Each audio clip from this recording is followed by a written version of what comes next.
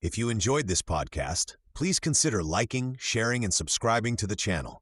Sharing it with your friends and family helps spread knowledge, and when we help others grow, we grow too. Thank you so much for listening. Let's dive into the podcast. Chapter 1, Seeds of a Giant, 1880s-1924. Part 1, The Inventors, Punch Cards, Time Recorders, and a New Age. The 1880s brought a problem that seemed impossible to solve. The United States Census of 1880 took nearly a decade to complete by hand. Clerks worked with stacks of papers, counting and sorting information about millions of Americans. The government faced a terrifying reality. The 1890 census might not finish before the 1900 census began. Herman Hollerith saw opportunity in this chaos. A young engineer working for the Census Bureau, he watched clerks struggle with endless paperwork. His mind raced with possibilities. What if machines could count people instead of human hands? The idea seemed wild, but Hollerith believed in it completely. Drawing inspiration from train conductors who punched holes in tickets, Hollerith created something remarkable.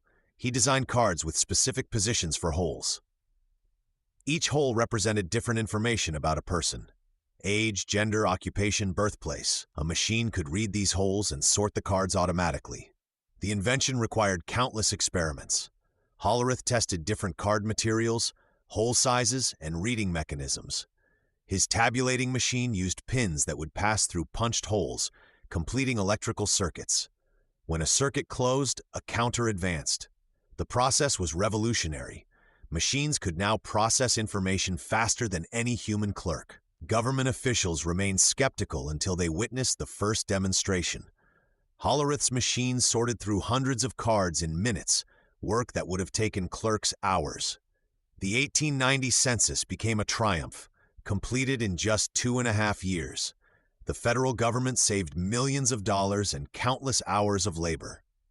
Word spread quickly about this mechanical marvel. Railroad companies wanted to track freight and passengers. Insurance firms needed to organize policy information.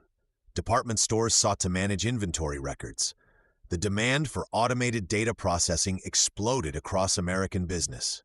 Meanwhile, other inventors tackled different workplace challenges. Willard Bundy created time clocks that recorded when workers arrived and departed. No more disputes about wages or working hours. The machines provided perfect records. The Computing Scale Company developed scales that automatically calculated prices, eliminating arithmetic errors in stores and markets. These innovations shared a common thread. They replaced human error with mechanical precision. They turned chaos into order, guesswork into certainty. Business owners discovered they could manage larger operations with greater accuracy than ever before. Hollerith formed the Tabulating Machine Company to manufacture his devices. Orders poured in from government agencies and private companies. Each success generated demand for more sophisticated machines. The punch card system became the backbone of American data processing, handling everything from payrolls to inventory management. The technological revolution was accelerating. Smart entrepreneurs recognized that the future belonged to companies that could harness these mechanical innovations. The race was on to combine these separate inventions into something even more powerful: a complete business machine empire. Part 2, The Flint Merger, Forging the Computing Tabulating Recording Company. Charles Ranlett Flint could see what others missed. While individual inventors celebrated their mechanical breakthroughs, this seasoned businessman spotted a bigger opportunity.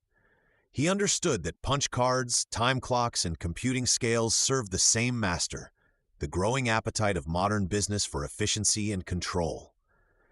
In 1911, Flint set out to create something unprecedented in American commerce. The Merger King, as newspapers called him, had already orchestrated deals in rubber, gum, and automobiles. But this project would dwarf his previous work. Flint approached 4 separate companies with a radical proposition. Herman Hollerith's Tabulating Machine Company dominated government contracts with its punch card systems. The International Time Recording Company manufactured the clocks that tracked worker hours in factories across America. The Computing Scale Company built precise weighing devices for retailers and manufacturers. Bundy Manufacturing produced time recorders that helped businesses monitor their operations. Each company thrived in its own market, but Flint saw their combined potential. A customer buying tabulating machines might also need time recorders. A factory using computing scales could benefit from punch card systems for inventory tracking. Rather than competing for the same business dollars, these companies could work together to capture entire market segments. The negotiations proved complex. Each company's owners had built their businesses from nothing. Hollerith, in particular, showed reluctance to surrender control of his tabulating empire. Flint used patient persuasion, demonstrating how the merger would multiply everyone's profits. He promised that each division would maintain its specialized expertise while gaining access to shared resources and expanded distribution networks. On June 16, 1911, the Computing Tabulating Recording Company officially came to life. The new corporation controlled assets worth over $4 million, an enormous sum for its time. Flint structured the deal carefully, ensuring that each original company became a distinct division within the larger organization. This preserved the technical knowledge and customer relationships that made each business valuable. The immediate challenges were substantial. 4 different company cultures had to merge into one. Sales teams that once competed now needed to collaborate. Manufacturing processes required coordination. Financial systems demanded integration. Flint appointed trusted managers to oversee each transition, but the work moved slowly. More importantly, the merger created something that had never existed before: a comprehensive business machine company. While competitors focused on single products, Computing Tabulating Recording could offer complete solutions.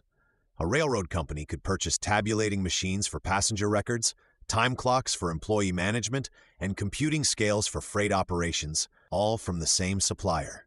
The timing proved perfect. American business was expanding rapidly, creating demand for sophisticated management tools.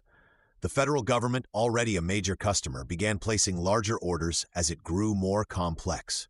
Private corporations discovered they could handle unprecedented volumes of data and transactions using CTR's integrated systems. Within months, orders exceeded capacity. The merged company possessed manufacturing capabilities, technical expertise, and market reach that none of its components could have achieved alone. Flint's vision had created a business machine giant positioned to dominate the emerging era of corporate automation. Part 3. Thomas J. Watson arrives, evangelizing ambition and culture. In 1914, Charles Flint found himself facing a crisis. His newly formed Computing Tabulating Recording Company was struggling despite its promising product portfolio. Sales were declining, employee morale was low, and competitors were gaining ground. The company needed more than just good products. It needed someone who could transform its culture and drive growth. Flint's solution would prove to be one of the most significant hiring decisions in business history. Thomas J. Watson arrived at CTR that year as general manager, bringing with him a reputation as a fierce salesman and an uncompromising leader. At 39, Watson had already made his mark at the National Cash Register Company, where he learned the power of aggressive sales tactics and employee motivation. His previous employer had taught him that success came not just from superior products, but from superior people who believed in their mission. Watson immediately recognized that CTR's main problem wasn't its technology, it was its mindset. The company operated like separate businesses barely connected to each other. Employees had little pride in their work, and customers often received inconsistent service. Watson knew he had to create something entirely new, a unified company culture that would drive every aspect of the business. The transformation began with a simple word: think. Watson placed this slogan in offices, on desks, and in meeting rooms throughout the company. It wasn't just decoration. It represented his belief that every employee, from factory workers to executives, should approach their work with intelligence and purpose. He wanted people to think about their customers, think about solutions, and think about excellence. Watson restructured the entire sales organization, demanding that his representatives become consultants rather than mere order takers. He insisted they understand each customer's specific needs and provide solutions that would genuinely improve their operations. This approach required extensive training, but Watson invested heavily in educating his workforce. He created sales schools, developed comprehensive product training programs, and established performance standards that rewarded results. The new president also understood that loyal employees created loyal customers. He introduced generous compensation packages, including commissions that could make top salespeople wealthy. Company events became elaborate affairs where high performers were celebrated like heroes. Watson created an atmosphere where working for CTR meant joining an elite organization dedicated to excellence. Manufacturing underwent similar changes. Watson demanded quality at every level, establishing inspection processes that ensured products met rigorous standards before reaching customers. He expanded research and development, pushing engineers to improve existing products while developing new ones. The company began filing patents at an unprecedented rate, building a portfolio that would protect its innovations. By the early 1920s, Watson's Cultural Revolution had transformed CTR into a disciplined, customer-focused organization. Revenue was climbing steadily, and the company had established itself as the leader in business machines. Employees took pride in their work, customers trusted the brand, and competitors struggled to match CTR's combination of innovation and service. Watson had created more than a successful company. He had built a machine for sustained growth that was ready to conquer global markets. Part 4. Birth of a Name. International Business Machines emerges. By 1924, Watson faced a critical decision that would define his company's future. The Computing, Tabulating, Recording Company name had served its purpose during the merger years, but it no longer captured the vision Watson harbored for his organization. The awkward acronym CTR felt provincial and limiting for a company that Watson believed could dominate business machines across the globe. The name change wasn't just about marketing. It reflected a fundamental shift in strategy. Watson had spent 3 years studying international markets, dispatching scouts to Europe, South America, and Asia to assess opportunities. What they found excited him. Businesses everywhere struggled with the same problems: managing growing amounts of data, tracking inventory, calculating payroll, and processing customer information. The solutions CTR offered could work anywhere commerce existed. Watson gathered his leadership team in early 1924 to announce his decision. The new name would be International Business Machines Corporation. Each word carried weight. International declared global ambitions that extended far beyond American borders. Business positioned the company as essential to commerce itself, not just a supplier of office equipment. Machines emphasized the technological foundation that set them apart from competitors still relying on manual methods. The timing was perfect. American businesses were experiencing unprecedented growth, and foreign markets beckoned with promise. European companies, rebuilding after the Great War, needed modern systems to manage their expanding operations. South American nations were industrializing rapidly, creating demand for sophisticated business equipment. Asian markets, though challenging, offered enormous potential for companies brave enough to invest in long-term relationships. Watson moved quickly to align operations with the new identity. He consolidated manufacturing facilities, standardized product lines, and created unified marketing materials that could work across different cultures. The famous Think signs appeared in multiple languages as IBM opened offices in London, Paris, Berlin, and Buenos Aires. Each location operated with the same service standards and customer focus that had made CTR successful in America. The transformation required significant investment.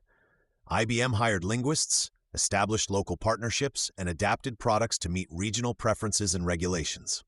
Watson insisted that IBM's reputation for reliability and service travel with the company name to every new market.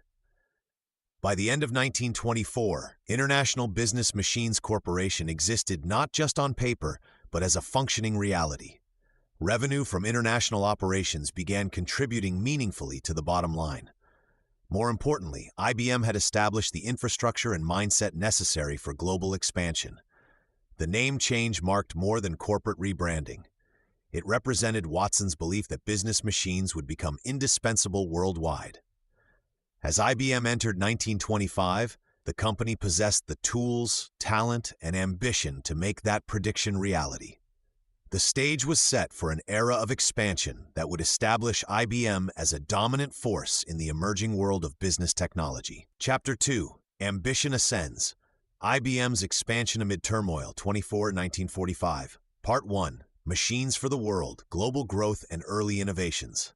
Thomas Watson Sr. stood at his office window in 1925, watching workers load crates of punch card machines onto a ship bound for Europe.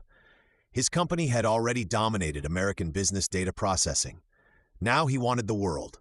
The electric key punch machine changed everything. Unlike the old manual models that required operators to press each key with considerable force, these new electric versions responded to the lightest touch. Workers could process cards 3 times faster. The improved printing tabulators produced cleaner reports with less operator fatigue. These innovations made IBM's machines irresistible to businesses drowning in paperwork. Watson dispatched his best engineers and salesmen across the Atlantic. In London, they set up shop near the financial district. German manufacturers welcomed the efficiency gains. French companies marveled at the speed of data processing. Each country presented unique challenges that demanded creative solutions. Japan proved particularly fascinating. Japanese businesses operated differently from their Western counterparts. IBM's team spent months studying local customs and business practices. They modified machine keyboards to handle Japanese characters and adjusted reporting formats to match local accounting methods. When the first electric tabulators began humming in Tokyo offices, productivity soared. Italy offered another crucial market. Mussolini's government was modernizing rapidly and needed efficient record-keeping systems. IBM established manufacturing facilities in Milan, creating jobs while building local expertise. Italian engineers learned to maintain and modify the machines, creating a skilled workforce that would serve the company for decades. The strategy was brilliant in its simplicity. Rather than forcing foreign customers to adapt to American-made products, IBM adapted its products to foreign customers. German tabulators printed reports in German formats. British machines calculated in pounds and shillings. Japanese key punches handled local character sets. Manufacturing facilities sprouted across continents. Engineers traveled constantly, sharing innovations between offices. A breakthrough in London might solve a problem in Tokyo. An Italian modification could improve efficiency in New York. This global network of talent accelerated innovation far beyond what any single office could achieve. By 1930, IBM machines were processing payrolls in dozens of countries. Banks used them to track transactions. Governments relied on them for census data. Insurance companies calculated premiums faster than ever before. The company had created a worldwide appetite for mechanical data processing. The timing proved fortuitous. As the 1930s dawned, economic uncertainty would grip the globe. Businesses would desperately need efficiency gains to survive. Governments would require precise record-keeping for new social programs. IBM had positioned itself perfectly to serve these emerging needs. Watson's global network was complete. His machines hummed in offices from New York to Tokyo, processing millions of punch cards daily. The foundation was laid for whatever challenges lay ahead. Part 2. The Great Depression. Resilience through New Markets. When the stock market crashed in October 1929, businesses across America began closing their doors. Factory workers lost jobs by the millions. Banks failed weekly. Yet inside IBM's headquarters, Thomas Watson Sr. saw opportunity where others saw only disaster. The economic collapse created an unexpected demand for IBM's machines. Companies desperately needed to track shrinking inventories and calculate reduced payrolls with perfect accuracy. Every penny mattered now. Manual bookkeeping was too slow and too prone to costly errors. Watson's tabulating machines offered precision that cash-strapped businesses couldn't afford to live without. But Watson recognized something bigger brewing. President Franklin Roosevelt was promising a new deal that would transform how government worked. New social programs meant massive record-keeping challenges. Watson positioned IBM to capture this emerging market before anyone else understood its potential. The breakthrough came in 1935 with the Social Security Act. The federal government suddenly needed to track employment records for every working American. Millions of workers required individual accounts. Employers had to report wages quarterly. Benefits needed calculation and distribution. No government agency had ever attempted data management on this scale. IBM stepped forward with a comprehensive solution. The company provided not just machines, but entire systems. Tabulating equipment processed enrollment forms, accounting machines calculated contributions, printing tabulators generated checks and statements. IBM technicians trained government workers and maintained the equipment around the clock. The Social Security contract proved transformative. It demonstrated IBM's ability to handle massive, complex data operations. Government agencies took notice. The Census Bureau expanded its IBM installations. Tax collection departments modernized their operations. Military logistics adopted punch card systems for inventory management. Watson also diversified beyond government work. While competitors focused solely on traditional business customers, IBM courted new industries. Hospitals used IBM machines to track patient records and billing. Universities processed student grades and enrollment data. Insurance companies calculated actuarial tables with unprecedented speed and accuracy. The strategy paid off dramatically. Between 1930 and 1940, IBM's revenues nearly doubled while the broader economy struggled to recover. The company hired thousands of new employees when unemployment remained painfully high. Watson's factories ran at full capacity, producing machines for an ever-expanding customer base. This success stemmed from Watson's fundamental insight about economic crisis. When businesses faced pressure to cut costs and improve efficiency, they needed better tools, not fewer tools. IBM provided those tools exactly when customers needed them most. By 1940, IBM had emerged from the Depression stronger than ever. The company controlled the vast majority of America's data processing market. Government contracts provided steady revenue streams. International operations continued expanding despite global tensions. Watson had transformed economic hardship into competitive advantage. As war clouds gathered across Europe and Asia, IBM's enhanced capabilities and diversified customer base positioned the company for whatever challenges lay ahead. The machines that had processed Social Security records would soon face even greater tests in a world at war. Part 3. War on Two Fronts. IBM's role in World War II. When Pearl Harbor's bombs fell in December 1941, IBM's machines were already humming across America's military bases. The company that had weathered the Depression through government partnerships now found itself at the center of the most complex logistical challenge in human history. Thomas Watson Sr. faced a choice that would define IBM's legacy. How deeply should his company commit to the war effort? The decision came swiftly. Within weeks of America's entry into the war, IBM factories retooled to produce calculating machines, rifles, and bomb sights. The company's punched card systems became the backbone of military logistics. Every soldier's serial number, every supply shipment, every ammunition count flowed through IBM's tabulating machines. In Washington's Pentagon, rows of IBM operators processed millions of cards daily, tracking personnel movements across multiple theaters of war. Watson personally visited military installations, observing how his machines handled wartime demands. He watched operators feed endless streams of cards through sorters and tabulators, managing supply chains that stretched from Detroit factories to Pacific Islands. The scale amazed even Watson. His machines were processing data volumes that dwarfed peacetime operations. The military applications pushed IBM's technology forward rapidly. Code-breaking operations demanded faster, more sophisticated machines.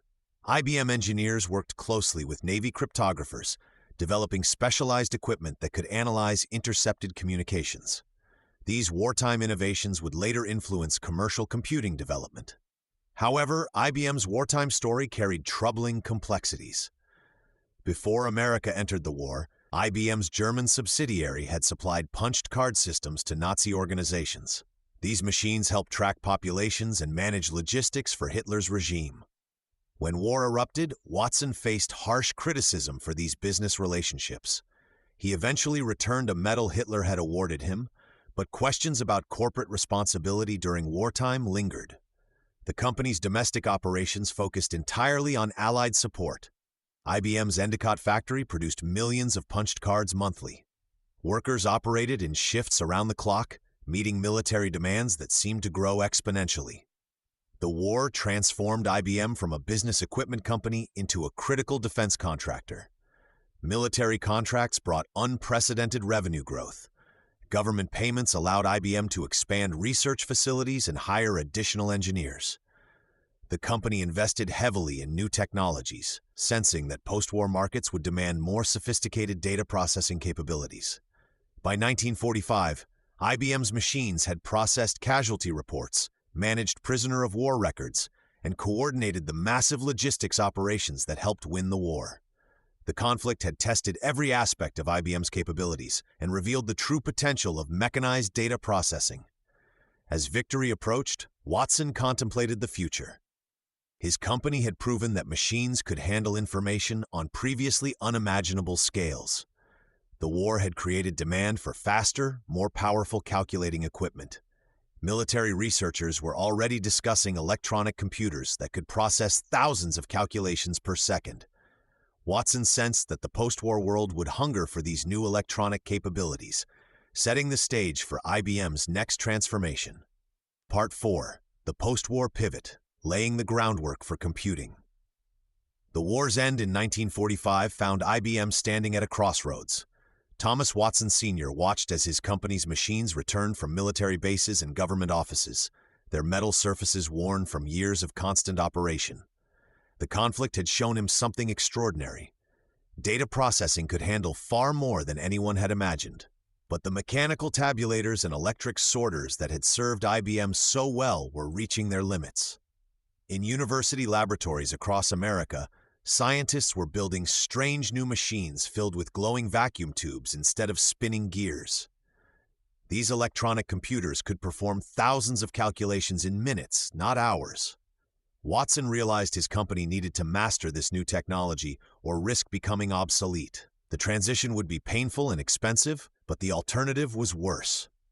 IBM's first major step came through an unlikely partnership with Harvard University. Professor Howard Aiken had designed an ambitious calculating machine called the Automatic Sequence-Controlled Calculator, later known as the Harvard Mark I. This massive device stretched 51 feet long and weighed 5 tons.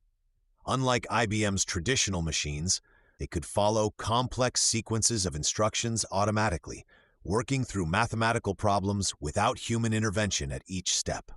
Watson committed substantial resources to the project, seeing it as IBM's bridge between the mechanical past and electronic future. When the Mark I began operation in 1944, it represented something revolutionary. A machine that could think through problems in logical steps. Business leaders and scientists who witnessed its demonstrations left with expanded visions of what automated calculation could accomplish. The Mark I's success encouraged Watson to push further into electronic territory. IBM engineers began experimenting with vacuum tubes, the heart of the new computing technology. These glass cylinders could switch electrical signals on and off thousands of times per second, far faster than any mechanical relay. But vacuum tubes were fragile, generated enormous heat, and consumed massive amounts of electricity. Building reliable machines with them required completely new approaches to engineering. By 1946, IBM was developing the Selective Sequence Electronic Calculator, a hybrid machine that combined electronic computation with IBM's proven punched card systems. This device could store instructions internally and modify its own operation based on intermediate results. The implications were staggering. Machines that could adapt their behavior during operation, handling complex business problems with minimal human supervision. Watson's competitors dismissed these early computers as expensive laboratory curiosities with no practical business applications. They were partially right about the expense. Electronic computers cost hundreds of thousands of dollars and required teams of specialists to operate. But Watson saw beyond the immediate limitations. He envisioned a world where businesses would need to process ever larger volumes of information at ever-increasing speeds. The post-war economy was already demonstrating this need. Companies were growing larger and more complex. Government agencies required sophisticated data analysis. Scientific research demanded calculations that would take human mathematicians years to complete. IBM's electronic experiments were positioning the company to serve these emerging markets. As the 1940s progressed, Watson's bold investment in computing technology began attracting attention from forward-thinking customers. The foundation was set for IBM's transformation from a business machine company into the driving force behind the coming computer revolution. Chapter 3: The Mainframe Revolution, 1946 to 1979. Part 1: Vacuum Tubes, Transistors, and the Rise of Computing. The hum of vacuum tubes filled entire rooms as IBM engineers worked through the night in the late 1940s. These glowing glass cylinders, hot to the touch and prone to burning out, powered the first generation of electronic computers. Each machine required thousands of these tubes, creating systems that consumed enormous amounts of electricity and generated tremendous heat. Yet within these hulking beasts lay the future of business computing. The IBM 701, introduced in 1952, marked the company's bold entry into the electronic computer market. Unlike the mechanical calculators that had built IBM's reputation, the 701 could perform complex calculations in seconds rather than hours. Only 19 of these massive machines were ever built, each costing over $1 million in today's money. Government agencies and large corporations lined up to rent them, recognizing their potential to revolutionize data processing. But vacuum tubes presented constant headaches. They burned out frequently, requiring teams of technicians to locate and replace the failed components. A single computer might experience several tube failures each day, causing costly downtime. IBM's engineers knew they needed something better, something more reliable. The answer came in the form of tiny semiconductors called transistors. These solid-state devices could switch electrical signals just like vacuum tubes, but they were smaller, cooler, and lasted much longer. When IBM introduced the 7090 series in 1959, powered entirely by transistors, the computing world shifted dramatically. These machines ran faster, broke down less often, and consumed far less power than their tube-based predecessors. The real breakthrough came with the IBM 1401, launched in 1959. This transistor-based computer changed everything by making electronic computing affordable for medium-sized businesses. Priced at a fraction of earlier machines, the 1401 could handle payroll, inventory, and accounting tasks that previously required armies of clerks with mechanical calculators. Over 12,000 units were sold, making it the most successful computer of its era. IBM salesmen, dressed in their signature dark suits and white shirts, became familiar figures in corporate boardrooms across America. They spoke a language business executives understood, focusing not on technical specifications, but on practical benefits: faster billing, more accurate inventory tracking, and reduced labor costs resonated with companies seeking competitive advantages. As the 1960s dawned, IBM faced a critical decision. They had proven that electronic computers could transform business operations, but their success created new challenges. Customers wanted more powerful machines, better software, and systems that could grow with their businesses. The company's scattered product lines, each with different programming languages and operating procedures, frustrated users who invested heavily in training and software development. The stage was set for IBM's most audacious gamble yet, one that would either cement their dominance or destroy the company entirely. Part 2: The System 360 Gamble, Standardizing an Industry. In early 1962, IBM's top executives gathered in a windowless conference room at corporate headquarters, facing a decision that could bankrupt the company.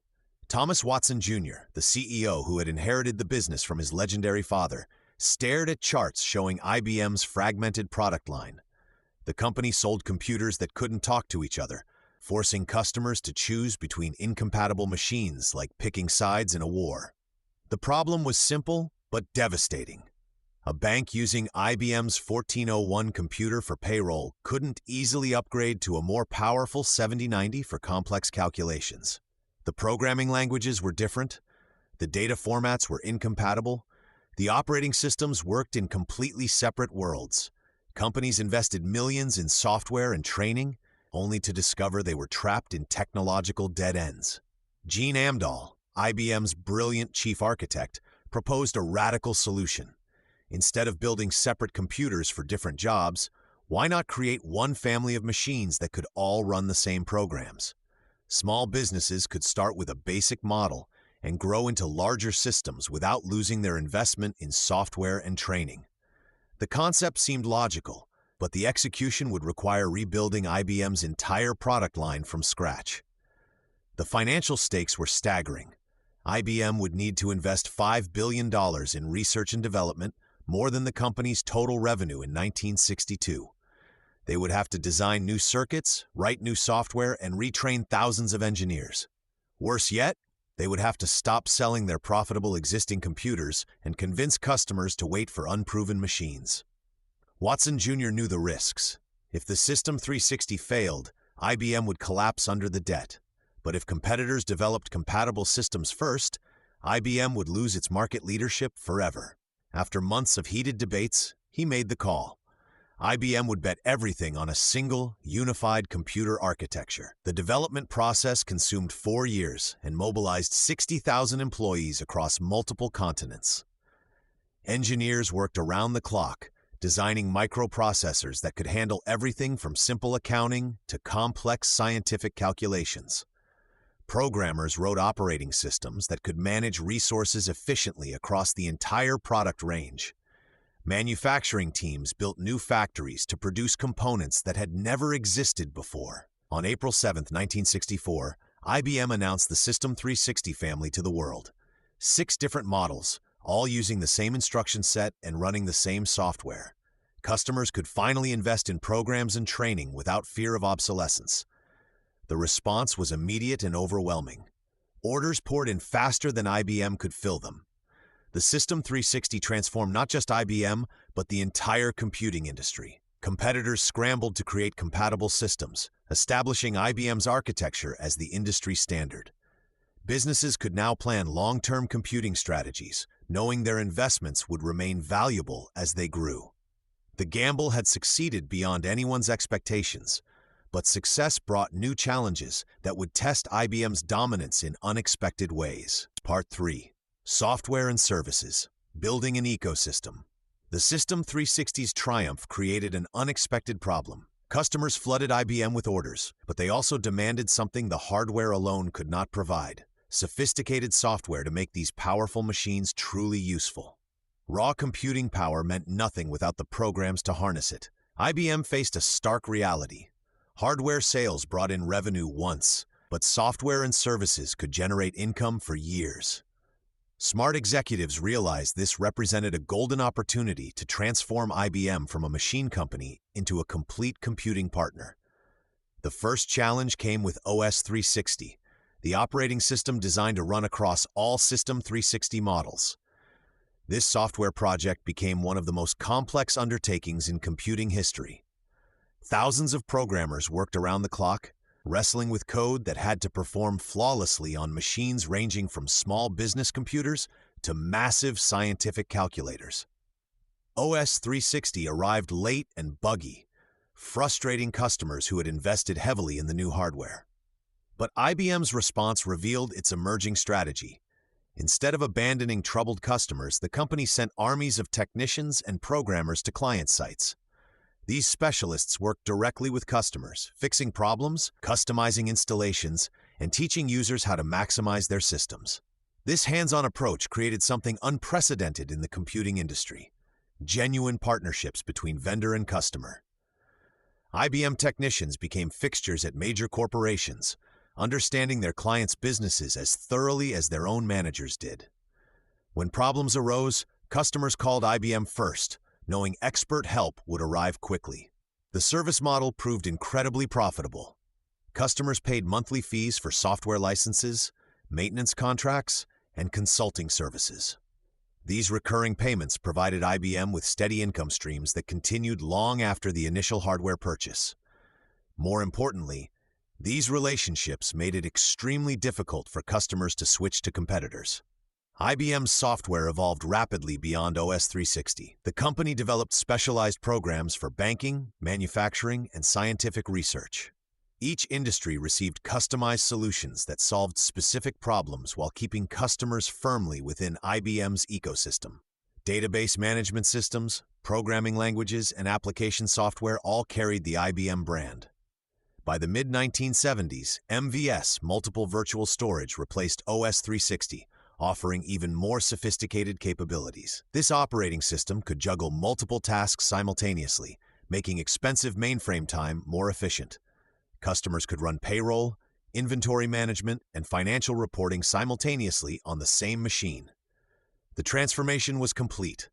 IBM had evolved from selling calculating machines to providing comprehensive computing solutions. Customers no longer bought just hardware. They purchased entry into an entire technological universe where IBM controlled every component. This ecosystem strategy created formidable barriers for competitors. Rival companies might build compatible hardware, but they struggled to match IBM's software sophistication and service network. Customers found themselves increasingly dependent on IBM's expertise, making the company indispensable to their daily operations. Success bred new challenges. IBM's dominance attracted unwanted attention from government regulators and ambitious competitors who saw opportunity in the company's very success. Part 4. Antitrust and Competition. Facing the clone makers. The wake-up call came from Washington in 1969. The Justice Department filed an antitrust lawsuit against IBM, claiming the company held an illegal monopoly over the computer industry. Federal prosecutors argued that IBM used predatory pricing and bundling tactics to crush competitors before they could gain a foothold. The case would drag on for 13 years, casting a shadow over every major business decision IBM made. Government lawyers painted IBM as a corporate giant that strangled innovation by making it impossible for smaller companies to compete. They pointed to IBM's practice of bundling software with hardware, making it difficult for independent software companies to find customers.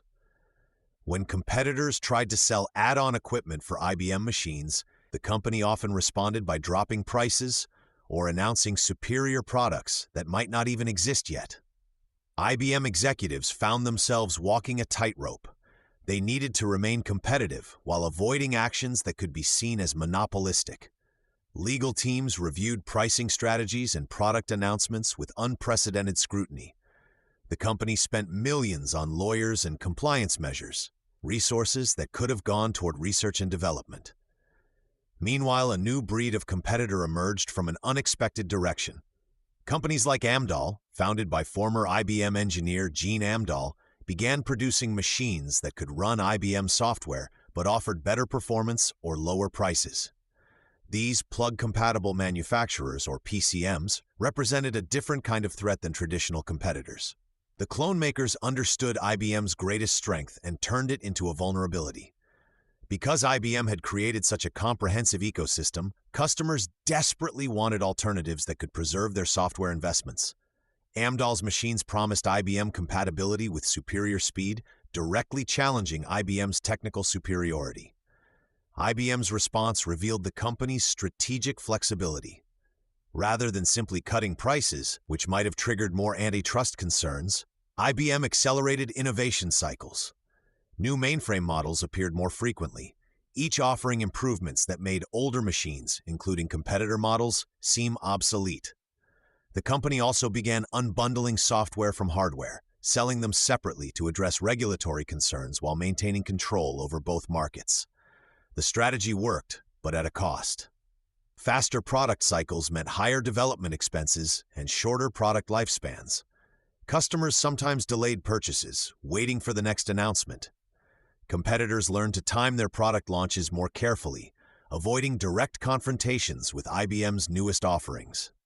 By the late 1970s, the competitive landscape had fundamentally shifted. IBM remained dominant, but no longer unchallenged.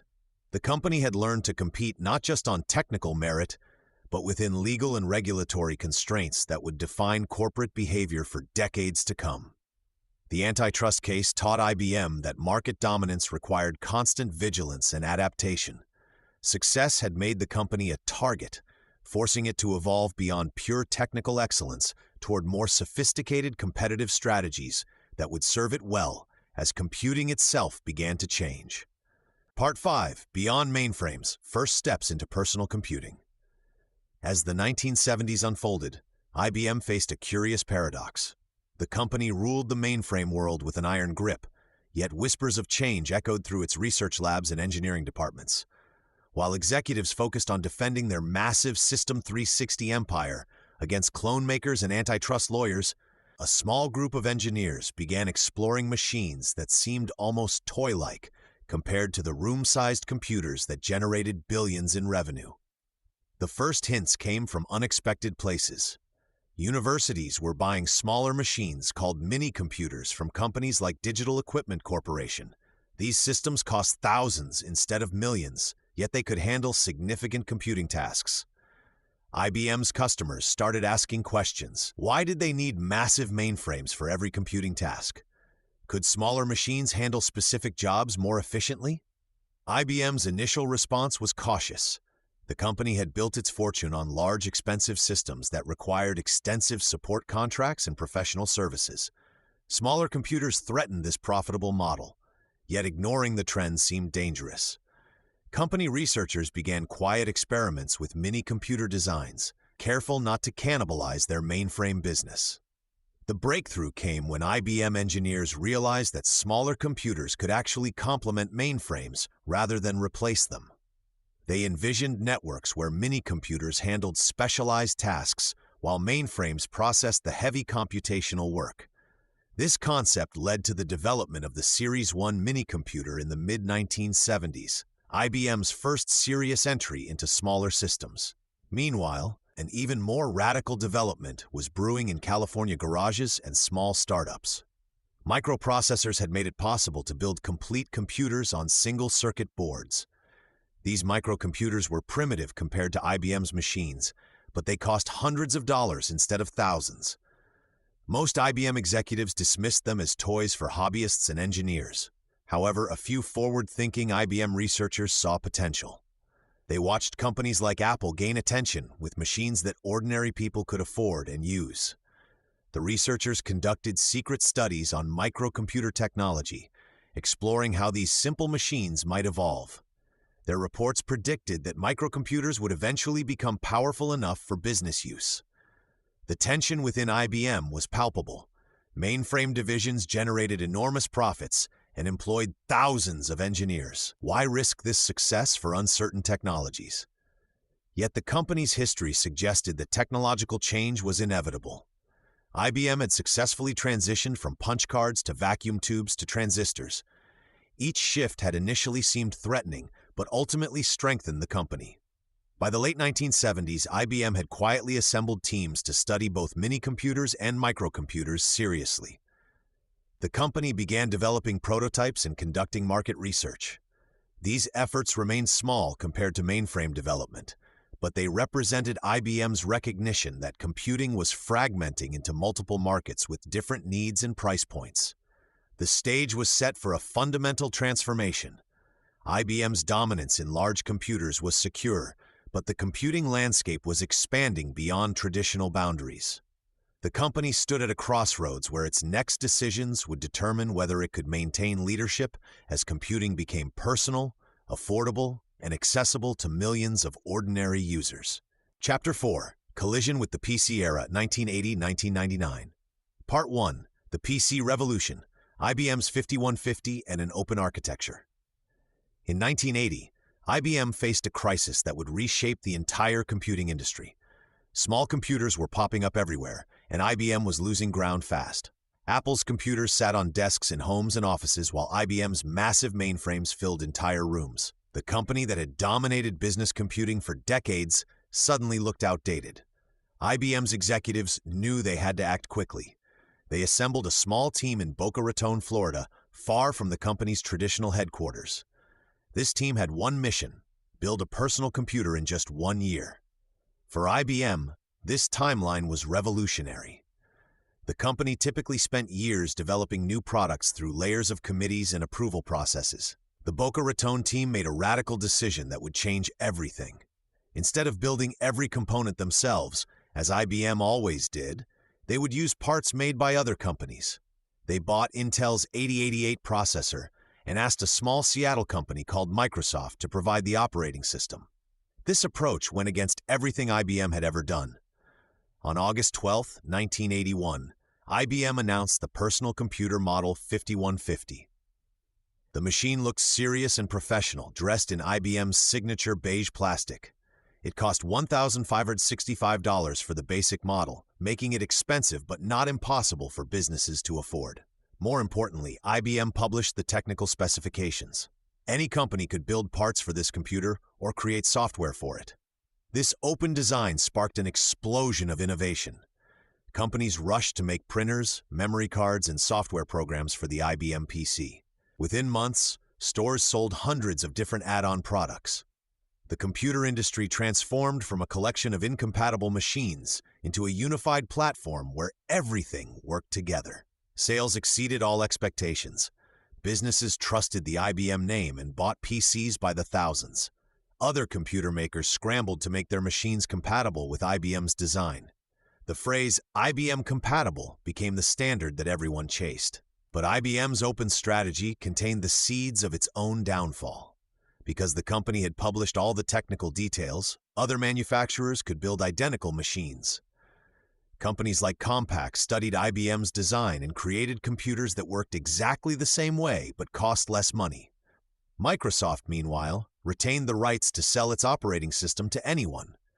Intel could sell its processors to IBM's competitors. The very partners that helped IBM succeed now had the power to help others compete against them. By 1984, dozens of companies sold IBM-compatible computers. Many cost hundreds of dollars less than IBM's original. The market that IBM had created was slipping from their control. The open architecture that had made the PC revolution possible was now working against its creator.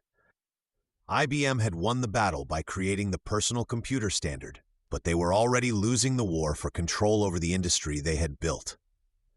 Part 2. Microsoft, Intel, and the fragmentation of power. The partnership that had made IBM's PC possible was now tearing the company apart.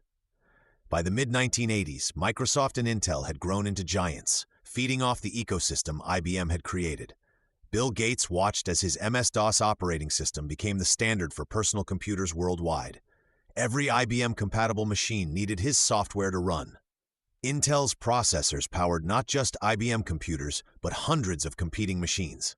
The chipmaker had transformed from a supplier into the engine of the entire industry. Both companies collected royalties from every computer sold, while IBM struggled to maintain its profit margins in an increasingly crowded market. Microsoft's ambitions stretched far beyond operating systems. In 1985, Gates launched Windows, a graphical interface that would eventually replace the text-based DOS. IBM had its own competing system called OS/2, developed in partnership with Microsoft. But Gates had other plans. He secretly worked on Windows while publicly supporting OS/2, creating a product that would make Microsoft independent of IBM entirely. The relationship between the two companies grew toxic. IBM executives felt betrayed as Microsoft prioritized Windows over their joint OS/2 project. Gates saw IBM as a dinosaur, too slow and bureaucratic to compete in the fast-moving software world. The partnership that had revolutionized computing was collapsing under the weight of competing visions. Intel faced no such conflicts. The chipmaker simply sold processors to whoever would buy them. Compaq, Dell, and dozens of other manufacturers built faster, cheaper computers using Intel chips and Microsoft software. They offered the same functionality as IBM machines at much lower prices. IBM's premium pricing strategy looked increasingly outdated. By 1990, Windows had captured the imagination of computer users everywhere. Its point-and-click interface made computers accessible to millions of people who had never touched a keyboard. Microsoft's success created a new power structure in the industry. Software companies wrote programs for Windows, not specifically for IBM machines. Hardware manufacturers optimized their products for Intel chips, not IBM standards. The personal computer industry had fractured into specialized segments. Microsoft controlled software. Intel dominated processors. Dozens of manufacturers competed on price and features. IBM found itself just another player in the market it had created. The company that had once set industry standards now struggled to keep up with innovation happening around it. Smaller, more agile competitors moved faster and cost less. They focused on single products while IBM tried to maintain its position across the entire computing spectrum. The integrated approach that had made IBM successful in mainframes worked against them in personal computers. This fragmentation would define the 1990s. IBM faced a choice: adapt to the new reality or risk becoming irrelevant in the industry they had revolutionized. The decisions made in the next decade would determine whether Big Blue could survive in a world where its former partners had become its most dangerous competitors. Part 3. Crises and Transformation, the 1990s Meltdown. By 1993, IBM stood on the edge of collapse. The company that had dominated computing for decades now bled money at an alarming rate. Annual losses reached $8 billion, the largest corporate loss in American history at that time. Stock prices plummeted from $43 to $12 per share. Wall Street analysts whispered about bankruptcy. The mighty Big Blue seemed destined to join the graveyard of fallen tech giants. The crisis had multiple causes, all converging at once. Hardware sales, IBM's traditional strength, collapsed as customers shifted to cheaper alternatives. Personal computers from Dell, Compaq, and Gateway offered similar performance at half the price. Mainframe computers, once IBM's cash cows, faced declining demand as businesses moved to networked PCs. The company's workforce of 400,000 employees suddenly seemed massive and expensive. John Akers, IBM's chairman, struggled to respond effectively. He announced layoffs of 60,000 workers, the first major job cuts in company history. Employee morale crumbled. The press criticized IBM as slow, bureaucratic, and out of touch.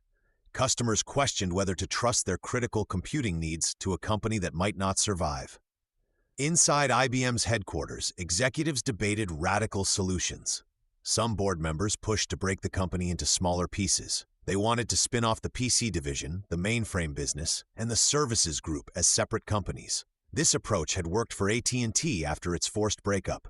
Maybe IBM needed similar surgery to survive. Akers resisted the breakup plan. He believed IBM's integrated approach remained valuable, even if markets had temporarily turned against it. The company's research labs continued producing breakthrough technologies. Its global service network still supported thousands of major corporations. These assets working together created more value than they would separately. The board lost patience with Akers in early 1993. They forced his resignation and began searching for an outsider to lead the transformation. This decision shocked IBM's culture, which had always promoted leaders from within.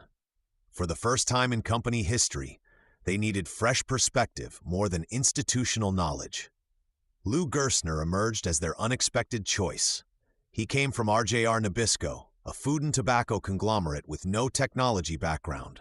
IBM veterans questioned how someone who sold cookies and cigarettes could understand computing. Gerstner faced immediate skepticism from employees, customers, and industry observers.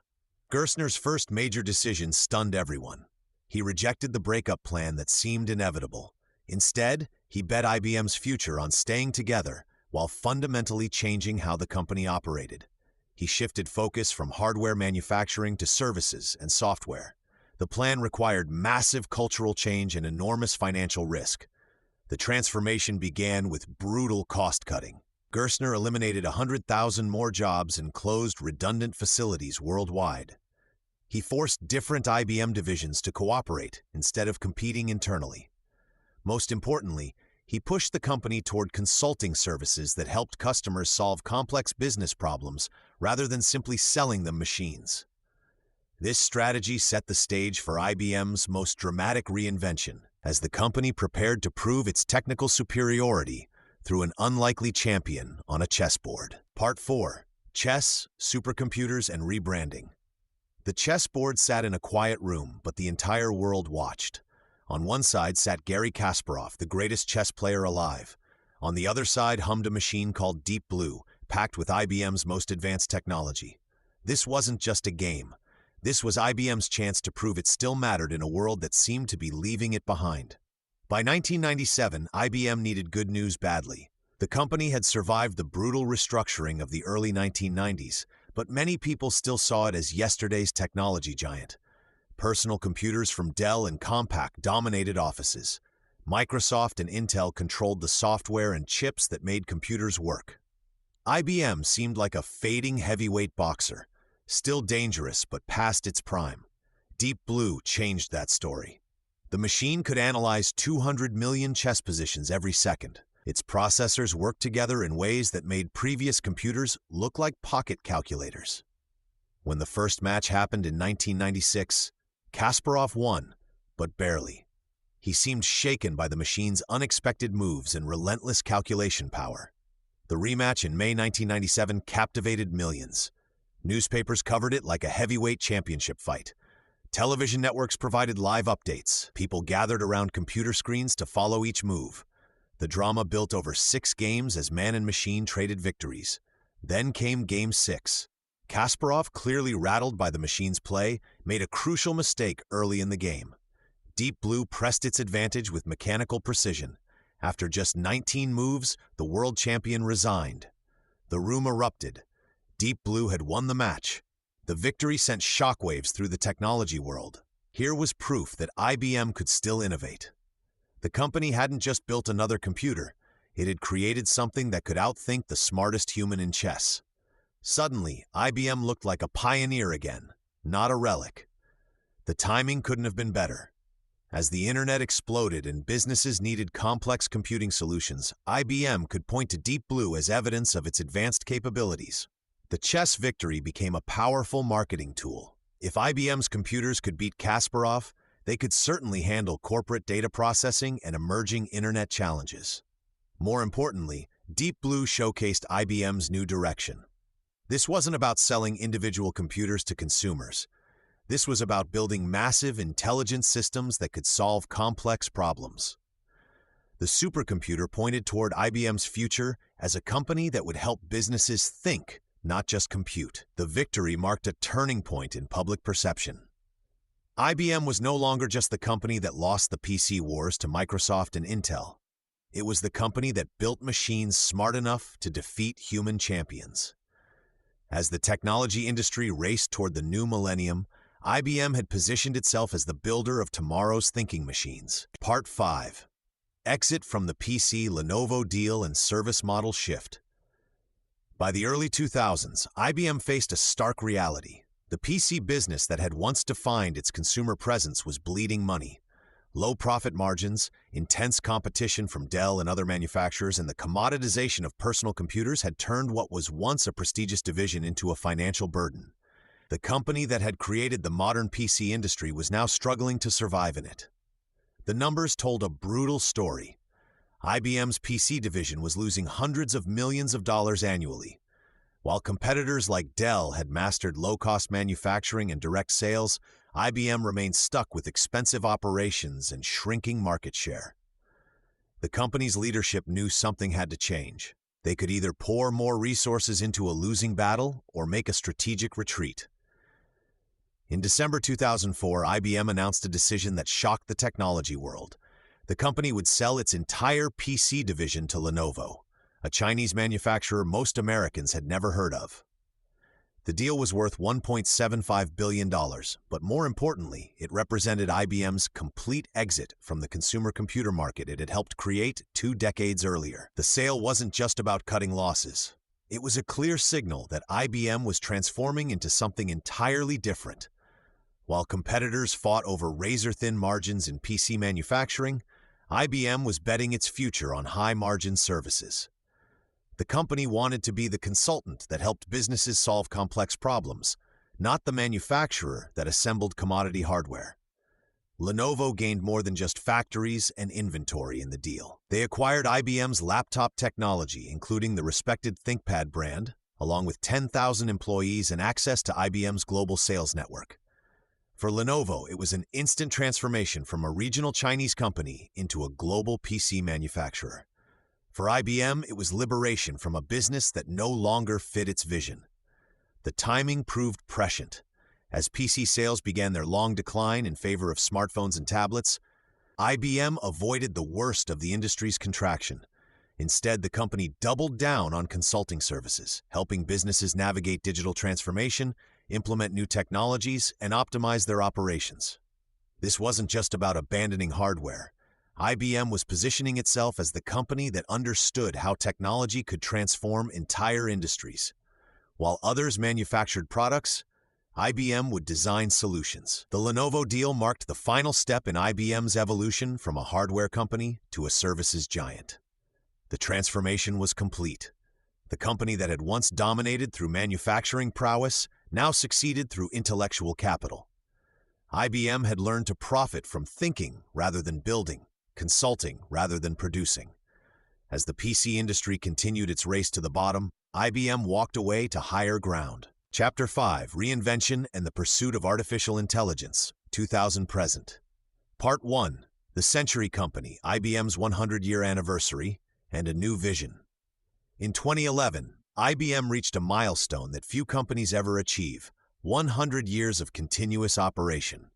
The celebration was more than ceremonial pageantry. It marked a moment when the tech giant stood at another crossroads, much like it had faced countless times before. The world around IBM had changed dramatically since 1911, when it began as the Computing Tabulating Recording Company. But the company's ability to reinvent itself remained its greatest strength. The centennial year brought with it a bold declaration of intent. IBM's leadership knew that traditional hardware sales were declining, and the future belonged to companies that could master artificial intelligence, cloud computing, and data analytics. This wasn't just another business pivot. It was a complete reimagining of what IBM could become in the digital age. The company's answer came in the form of Watson, an artificial intelligence system that would change everything. Watson first captured global attention by defeating human champions on the television quiz show Jeopardy! In 2011. But this public demonstration was merely the opening act. IBM saw Watson as the foundation for a new era of cognitive computing, where machines could understand, reason, and learn from data in ways that mimicked human thought processes. Watson's development required massive investment and a fundamental shift in IBM's research priorities. The company poured billions into artificial intelligence research, hiring top talent from universities and competing tech firms. They built new data centers specifically designed to handle the computational demands of machine learning algorithms. The goal was ambitious: create an AI system that could be applied across industries, from healthcare to finance to retail. The healthcare sector became Watson's first major testing ground. IBM partnered with leading cancer centers to develop systems that could analyze medical literature, patient records, and treatment outcomes to suggest personalized therapy options. The promise was compelling: a computer system that could process vast amounts of medical knowledge faster than any human doctor. Meanwhile, IBM aggressively expanded its cloud computing capabilities. The company recognized that businesses were moving away from on-premises servers toward flexible, scalable cloud solutions. IBM's strategy focused on hybrid cloud environments, allowing companies to keep sensitive data on private servers while leveraging public cloud resources for other needs. This transformation wasn't without challenges. IBM faced skepticism from investors who questioned whether the company could successfully compete against newer, more agile competitors like Amazon Web Services and Google Cloud Platform. The transition also required laying off thousands of employees in traditional hardware divisions while rapidly hiring in AI and cloud computing roles. By 2012, IBM's centennial vision was taking concrete shape. Watson was being deployed in real-world applications. Cloud revenues were growing, and the company had positioned itself as a leader in what it called cognitive computing. The century-old company had once again proven its ability to evolve, setting the stage for an even more dramatic transformation in the years ahead. Part 2: Cloud, Analytics, and Watson, Betting on the Future. Watson's victory on Jeopardy! In 2011 was more than a television spectacle. It marked IBM's bold declaration that artificial intelligence would define its future. The company that had built its reputation on mainframes and business services was betting everything on a radical transformation. Watson could understand natural language, process vast amounts of information, and provide reasoned answers in seconds. This wasn't just impressive technology. It was IBM's answer to a rapidly changing world where data had become the new currency. The timing was critical. Amazon had already established a commanding lead in cloud computing with AWS, while Google was building its empire on search and advertising data. IBM needed to catch up fast or risk becoming irrelevant.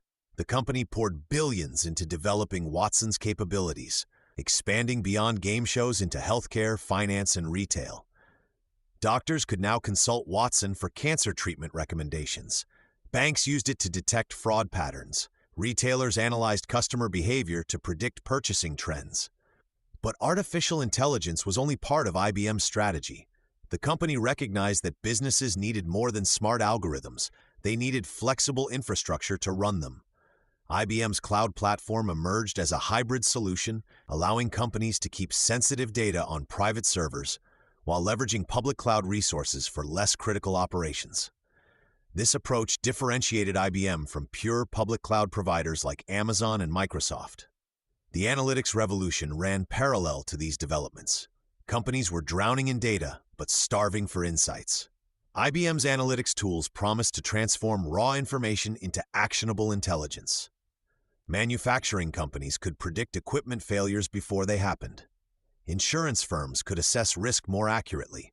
Governments could optimize city services based on citizen behavior patterns. These investments demanded enormous resources and cultural change. IBM hired thousands of data scientists, cloud engineers, and AI specialists while moving away from traditional hardware sales. The company acquired over 50 companies between 2010 and 2015, integrating their technologies and talent into IBM's expanding portfolio. Each acquisition added new capabilities, but also created integration challenges that would test the company's ability to execute its vision. The results were mixed but promising. Watson's early deployments showed both spectacular successes and disappointing failures. Some healthcare applications exceeded expectations, while others struggled with accuracy issues. Cloud revenues grew steadily but remained far behind Amazon's dominant position. Analytics projects delivered real value for many clients, though implementation often proved more complex than anticipated. By 2015, IBM had fundamentally altered its business model. Software and services now generated most of the company's revenue, with hardware playing a supporting role. The transformation wasn't complete, but the direction was clear. IBM was no longer primarily a computer company. It had become a cognitive computing company, betting that intelligence, not just processing power, would drive the next wave of technological progress. Part 3.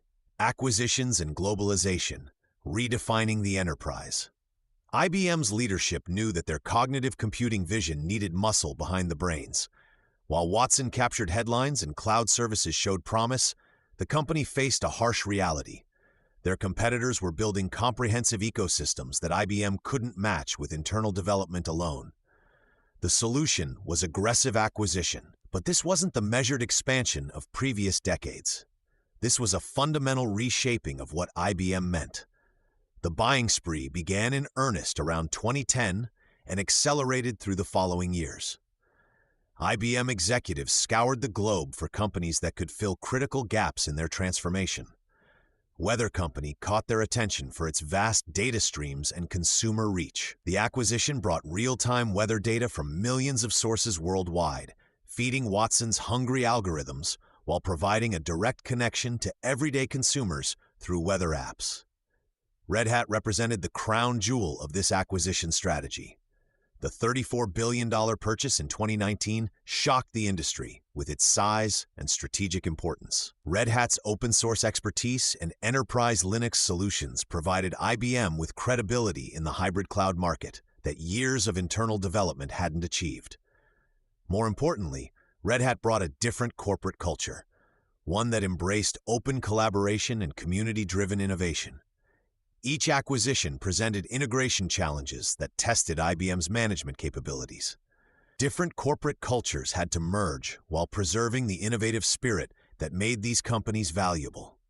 IBM learned to operate acquired companies with lighter oversight, allowing Red Hat to maintain its independence while channeling its capabilities into IBM's broader strategy. Research and development centers sprouted across continents as IBM expanded its global footprint. Bangalore became a major hub for software development and AI research. Dublin focused on cloud infrastructure and European market needs. These weren't just cost-cutting moves to cheaper locations. IBM was positioning itself to tap into local talent pools and understand regional market requirements. The integration efforts revealed IBM's evolving identity. No longer was this a company that built everything internally and maintained tight control over every component. The new IBM resembled a technology orchestra, conducting diverse capabilities from around the world toward common goals. Watson's AI-powered solutions from weather company data. Red Hat's platforms ran on IBM's cloud infrastructure, while serving clients that IBM's consulting teams had identified and cultivated. This transformation came with growing pains. Some acquisitions delivered immediate value, while others struggled to find their place within IBM's complex structure. Cultural clashes occasionally erupted when IBM's traditional corporate approach conflicted with the startup mentality of newer acquisitions. Financial integration proved particularly challenging as IBM worked to demonstrate return on investment for these expensive purchases.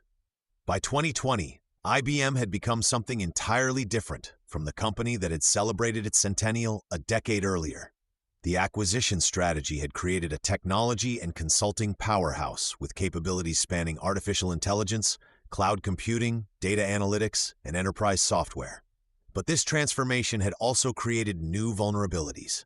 IBM now competed directly with technology titans who had their own acquisition strategies and deeper pockets. The real test would be whether this expanded IBM could move fast enough to stay ahead of rivals who were reshaping entire industries. Part 4. Facing Tech Titans. Competition from New Giants. The comfortable position IBM had built through decades of acquisitions suddenly felt precarious. Amazon Web Services was growing at breakneck speed, capturing enterprise customers with simple, scalable cloud solutions. Google leveraged its search dominance to build powerful data analytics platforms. Microsoft transformed itself from a software company into a cloud powerhouse, directly challenging IBM's traditional enterprise stronghold. These new rivals operated differently. Where IBM sold complex, customized solutions through lengthy consulting engagements, Amazon offered self-service cloud infrastructure that customers could deploy instantly. Google's machine learning capabilities, born from processing billions of searches, made IBM's Watson look slow and expensive by comparison. Microsoft's Office 365 and Azure created an integrated ecosystem that pulled customers away from IBM's fragmented service offerings. IBM's leadership recognized the threat. The company's traditional strength in serving large corporations was becoming a liability. While IBM consultants spent months implementing custom solutions, startups and mid-sized companies were building entire businesses on Amazon's cloud platform in weeks. The speed and simplicity that these new giants offered appealed even to IBM's most loyal enterprise customers. The response came in waves. IBM doubled down on hybrid cloud technology, arguing that most large companies would need solutions that worked across multiple platforms. The Red Hat acquisition for $34 billion represented the largest bet in IBM's history. Red Hat's open-source software promised to help customers manage applications across different cloud environments, positioning IBM as the bridge between old and new technologies. Quantum computing became another battleground. While Google and IBM raced to achieve quantum supremacy, the real prize was demonstrating practical applications. IBM built quantum computers accessible through the cloud, allowing researchers and businesses to experiment with this emerging technology. The company framed quantum as the next frontier, where its deep research capabilities would matter more than the web-scale engineering that favored its younger rivals. Watson evolved from a game show champion into a suite of artificial intelligence services. IBM repositioned its AI offerings to focus on specific industries like healthcare, finance, and supply chain management. Rather than competing directly with Google's general-purpose AI, IBM emphasized its expertise in highly regulated industries where trust and compliance mattered more than raw computational power. The competition intensified as cloud revenues became the primary measure of success in enterprise technology. Amazon's lead seemed insurmountable, but IBM argued that hybrid approaches would eventually dominate. The company's century of enterprise relationships provided credibility, but younger rivals moved faster and offered simpler solutions. IBM found itself fighting not just for market share, but for relevance in a technology landscape that increasingly favored speed over sophistication. This battle would determine whether IBM's transformation strategy could succeed against rivals who had redefined how technology companies operated. Part 5. Legacy and impact. IBM's place in the story of technology. The battle for technological supremacy had pushed IBM to its limits, but something remarkable emerged from this pressure. The company that had once dominated mainframes and personal computers was writing a different kind of history. Its influence extended far beyond quarterly earnings or market share battles. IBM's true legacy lived in the countless innovations that had become invisible parts of modern life. The magnetic stripe on credit cards, the universal product code that speeds up grocery shopping, and the relational databases that power everything from banking to social media all trace their origins to IBM laboratories. These weren't just technical achievements. They were the building blocks of digital civilization. The company's approach to research had created something unique in corporate America. While other firms focused on immediate profits, IBM had consistently invested in fundamental science. Its researchers had earned Nobel Prizes, invented new materials, and explored quantum mechanics long before these fields became commercially viable. This patient approach to innovation had produced breakthrough after breakthrough across decades. Watson's victory on Jeopardy in 2011 symbolized more than artificial intelligence prowess. It represented IBM's ability to transform abstract research into public demonstrations that captured imagination. The same pattern had repeated throughout the company's history, from chess-playing computers in the 1990s to quantum processors that existed in only a handful of laboratories worldwide. The impact on business practices proved equally profound. IBM had essentially invented the modern technology consulting industry, showing other companies how to use computers to transform their operations. Its influence shaped how organizations thought about data, automation, and digital transformation. Entire industries had reorganized themselves around principles that IBM had pioneered. Perhaps most significantly, IBM had survived multiple technological revolutions by reinventing itself repeatedly. The company that started with punch cards had adapted to transistors, integrated circuits, personal computers, the internet, and artificial intelligence. Each transformation had seemed existential, yet IBM had emerged with new capabilities and renewed purpose. The hybrid cloud strategy and quantum computing investments represented the latest chapter in this story of adaptation. While competitors built their empires on single platforms or services, IBM continued betting on complex, enterprise-focused solutions that required deep technical expertise and long-term partnerships. Looking across more than a century, IBM's greatest achievement wasn't any single product or service. It was demonstrating that a technology company could remain relevant across generations by constantly evolving while maintaining its core commitment to solving complex problems. The battles with Amazon, Google, and Microsoft were just the latest tests of this philosophy. As artificial intelligence and quantum computing promised to reshape technology once again, IBM found itself in familiar territory. The company faced new competitors, emerging technologies, and shifting customer expectations. History suggested that IBM would find ways to adapt, contributing essential innovations that would shape whatever came next in humanity's relationship with machines.